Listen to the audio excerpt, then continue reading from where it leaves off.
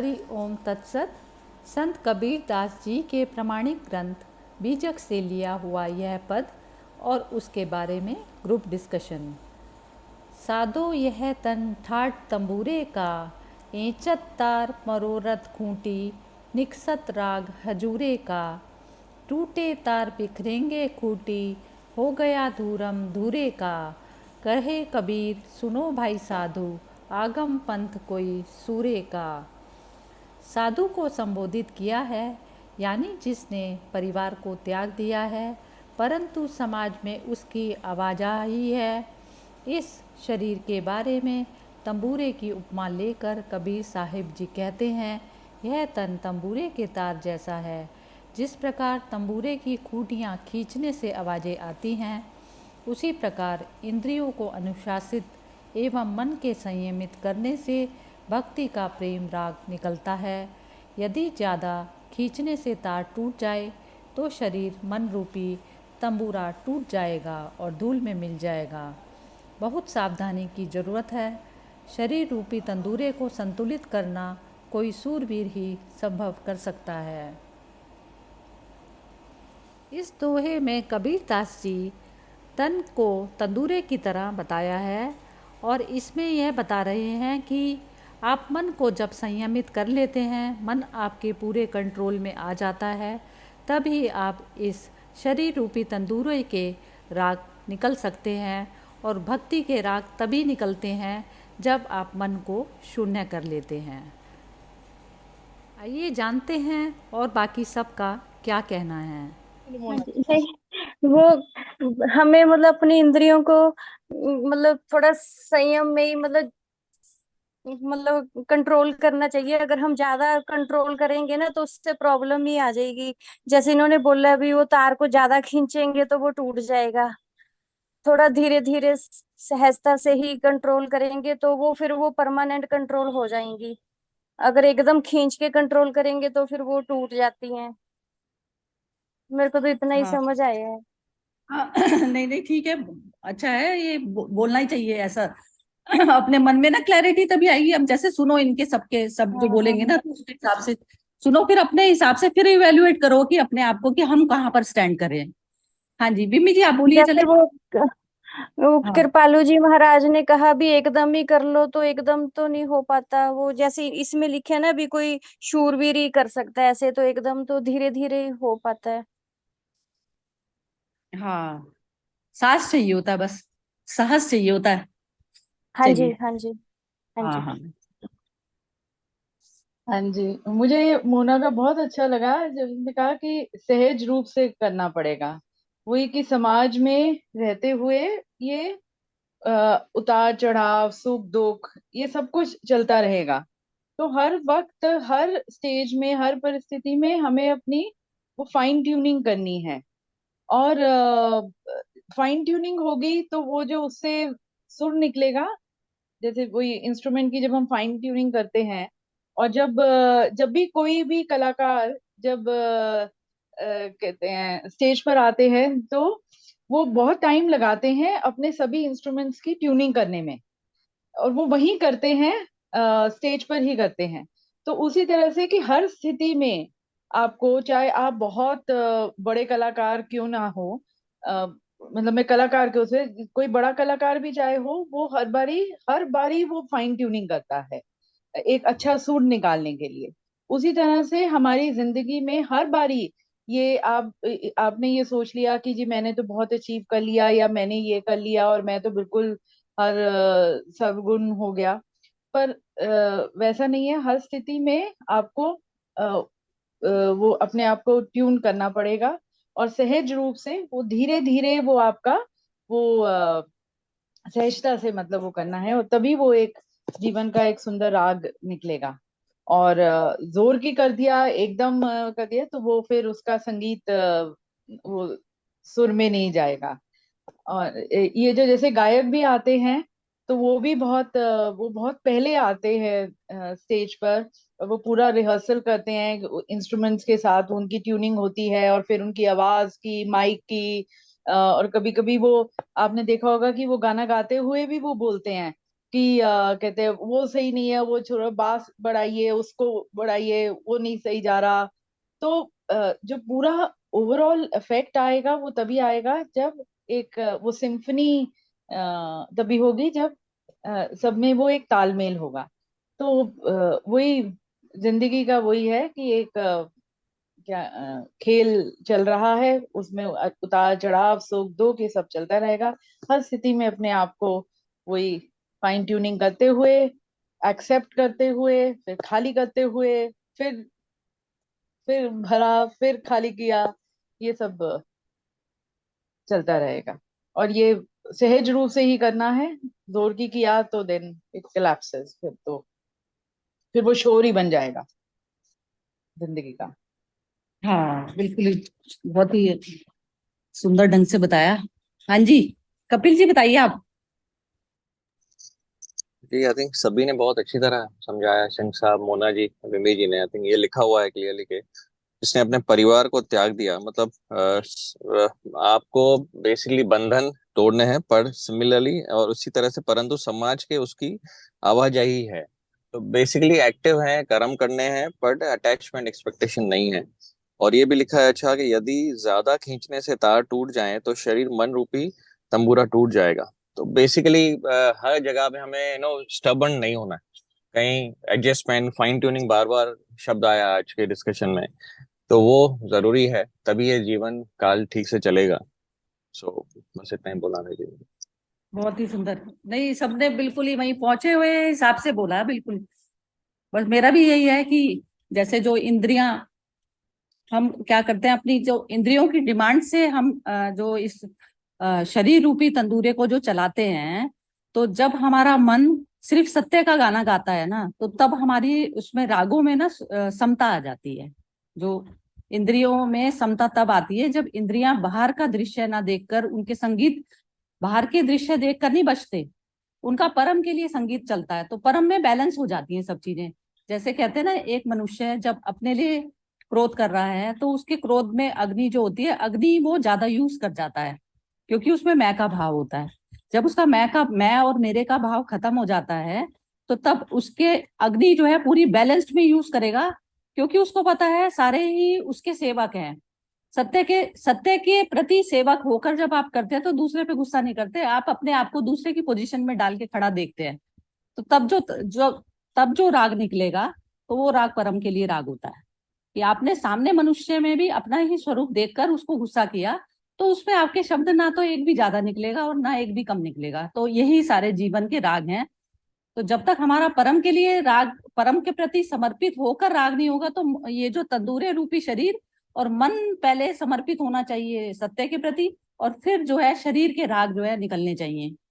तो वो जो है परम के लिए होती है ये चीज। तो उसको बस ये धीरे धीरे इसी प्रकार से अभ्यास से हम वहां तक पहुंच सकते हैं। बस ये होता है ना कि जैसे हम समर्पित किसके लिए हैं, हम परिवार के लिए हैं, मैं के लिए हैं, या मेरे के लिए हैं। तो जब इन तीनों के राग खत्म हो जाते हैं, तब सत्य का राग निकलता है। हाँ जी, और कोई? सिंह साहब आप बोलिए, कंक्लूडिंग उसमें बोल दीजिए, फिर खत्म करें। हाँ जी, इसमें ना एक और चीज बहुत निकल के आती है कि मोह, मोह को त्याग, यानी कि परिवार को त्यागने से मतलब है कि मोह को त्यागना।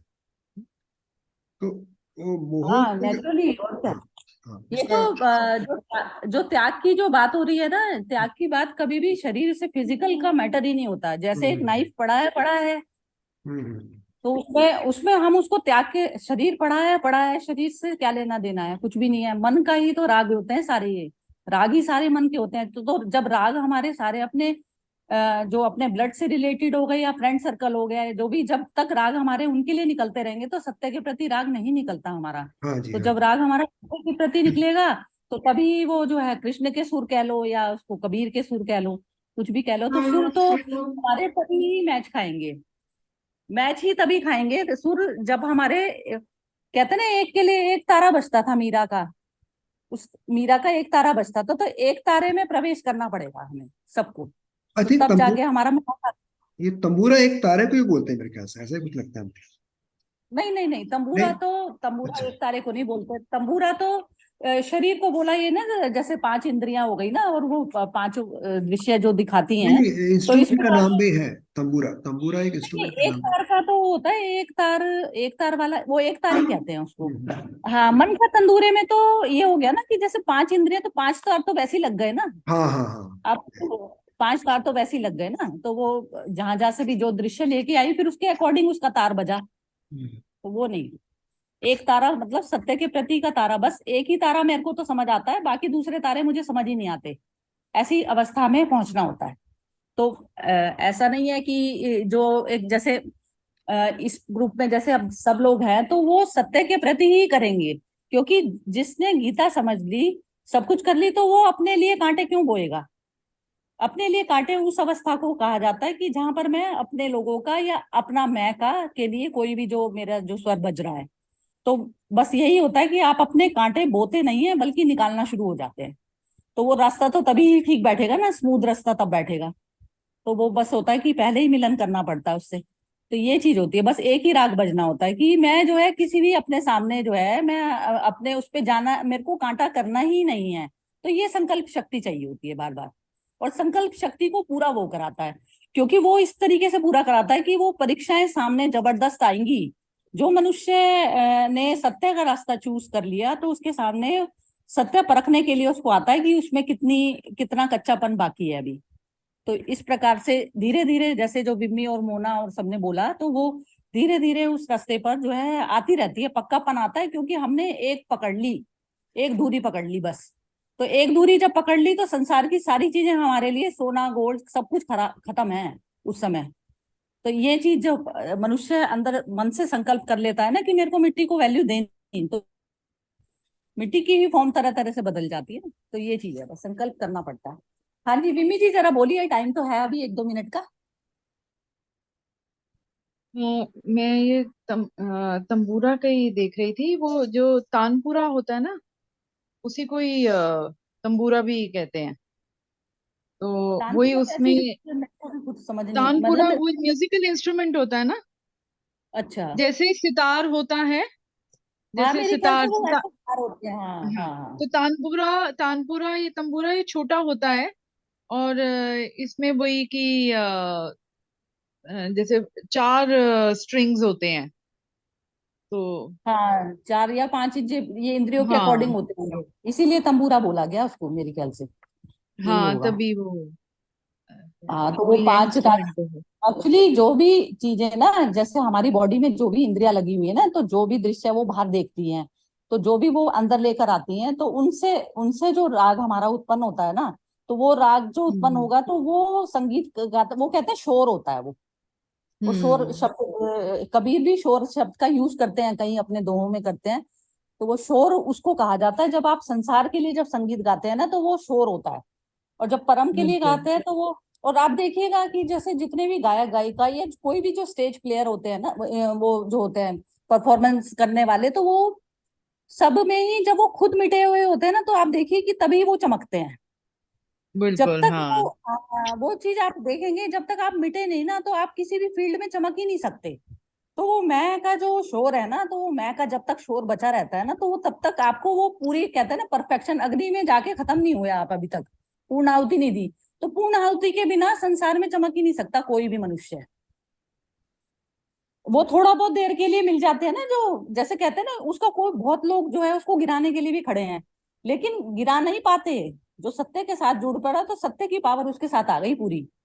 तो वो गिरा नहीं पाते, कितना ही क्रिटिसाइज कर लें, कितना ही सब कुछ कर लें, लेकिन नहीं वो गिर पाते वो मनुष्य। तो ऐसा होता है। तो बस वो होता है कि मैं का शोर ही खत्म करना पड़ता है। आपको खुद पता चल जाएगा कि मैं का शोर कब तक चल रहा है, क्योंकि उसमें अनइजीनेस होती है। क्योंकि क्रिटिसिज्म कहीं से सुनेंगे, तो अनइजीनेस कान में जो है पैदा हो जाएगी कि मेरे बारे में ऐसा बोल रहे हैं लोग, तो वो चीज हो जाती है। जब आप खुद मिट जाते हो, तो आपको फर्क नहीं पड़ता किसी भी चीज का। ठीक है ना। हाँ जी, कपिल जी हाँ जी। बोलेंगे। हाँ जी। नहीं, बस आते हैं, सब क्लियर है। अच्छा डिस्कशन रहा आज का बहुत। हाँ, तो आज ये एक एक्चुअली थोड़ा सा इजी था, दुआ ना, थोड़ा समझ भी आ गया आराम से। चलिए, जी। ठीक है। एक शब्द और था इसमें, हजूरे। राग हजूरे का। हजूरे से वो है मेरे ख्याल से, मतलब कि हाईएस्ट, मतलब उच्चतम, मतलब जैसे बोलते हैं ना, वो एक मूवी भी आई थी मेरे हजूर। तो हजूर से हाईएस्ट जो राग है, हाई यानी कामना जो है हाईएस्ट की हो जाती है। छोटी मोटी कामनाओं को छूट छूट जाती है और हाईएस्ट की कामना हो जाती है। तो तो तभी इसको अंडरलाइन भी कर लेते हैं, ये निक्सत का ना, इसकी क्लैरिटी उसमें भी ले लेंगे, हम्म। सैटरडे वाले सेशन में ले लेंगे, है हाँ ना। जी, हाँ जी, हाँ जी, हाँ हाँ जी। ठीक है। तो बिम्मी जी आप तो होंगी नहीं कल मेरे ख्याल से। हाँ जी, कल नहीं होंगी, फिर परसों होंगी, फिर फ्राइडे को नहीं होंगी। हाँ चलो ठीक है, कल तो करते हैं, फिर वो जो आपके जो मिस होंगे ना, तो एक बार आप उनको हम्म। पढ़कर फिर आप आएंगे ना, तो एक बार डिस्कस फिर दोबारा कर लेंगे उनको। ठीक है, चलिए। अच्छा, हाँ आज ये आज राग हजूरे का मेरे ख्याल से जो सरिता जी आपने कहा ना, वही जब मैं का शोर खत्म हो जाएगा तो वो जो प्योर संगीत निकलेगा ना, जब आप पूरी तरह हाँ से हाँ मर्ज्ड हाँ हो, बाहर का क्वेश्चन वो है मेरे ख्याल से राग हजूरे वही है।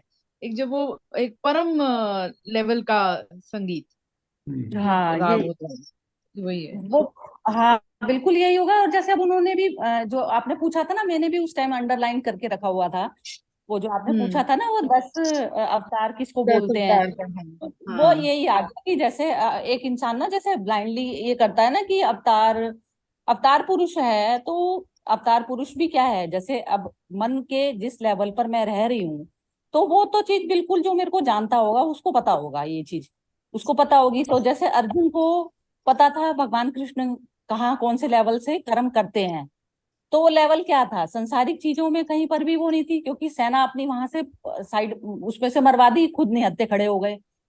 तो वो जो चीज जब ये इंसान अपना पूरा ही अपना सब कुछ देने को समर्पित है, सब कुछ देने को समर्पित है, इवन अपनी बॉडी भी अपना सब कुछ देने को समर्पित है, तो वो परमात्मा के तुल्य समतुल्य हो जाता है। लेकिन वह भी शरीरधारी है, तो शरीर लेने का जो दंड है वह यही है कि कुछ ना कुछ कर्मिक अकाउंट बाकी है आपका। तो भ्रम में मर्ज होने की कोशिश कर रहा है वो, भ्रम में मर्ज होएगा अपने एक्शन के थ्रू। तो एक्शन ये जितने भी आएंगे वो आएगा, कर्मिक बॉन्डेजेस ही आएंगी हमारे सामने। तो कोई भी पूर्ण पुरुष कोई नहीं होता। पूर्ण पुरुष को अवतार के उसमें ये कहा जाता है, जो लास्ट बस उसका ये होता है कि पूर्ण अवतार इसलिए बोला गया उनको कि पूर्ण पूर्ण में रहकर उन्होंने पहले दिन से ही कर्म किए, तो वो पूर्ण में समर्पित, जैसे मर्ज हो रही है नदी, मर्ज हो रही है, तो वो इस प्रकार से हुआ।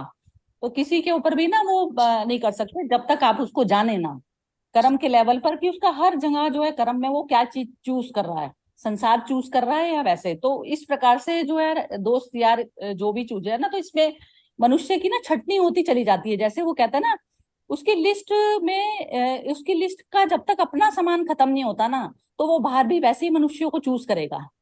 उसकी अपनी लिस्ट मतलब मन की लिस्ट होती है कि मुझे ये चाहिए ये चाहिए ये चाहिए, तो उसकी लिस्ट जब तक अपनी पूरी तरह से लिस्ट में सिर्फ सत्य ही नहीं रह जाता ना, तब तक उसको बाहरी भी जो अट्रैक्शन है तो वो नहीं करेंगे। तो वो कहते हैं ना, बाहरी अट्रैक्शन से आंख ही बंद हो गई आपकी, तो वो चीज आती है। तो ये परम में मर्ज होने है, की अवस्था। जैसे सागर में नदी मिल गई। मुझे लगता है सबको समझ में आ गया होगा। हरि ओम तत्सत।